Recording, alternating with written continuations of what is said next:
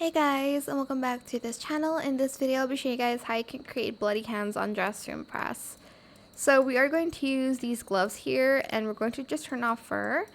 It's fine. I know like the pattern won't match that much on the skin tone, but we're going to use this like flower pattern.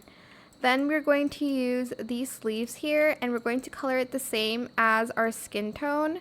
So this is what I use for my skin basically, but if you have like a different skin tone, you're going to use something else. And that is pretty much it really. It's that simple. I hope this tutorial was helpful for you guys. Don't forget to like, comment, share, and also subscribe to this channel if you haven't done that already. If you have any more questions about this video, just leave it in the comment section down below. I will try my best to answer them all for you guys. And if you found this video helpful, please click the thanks button as well.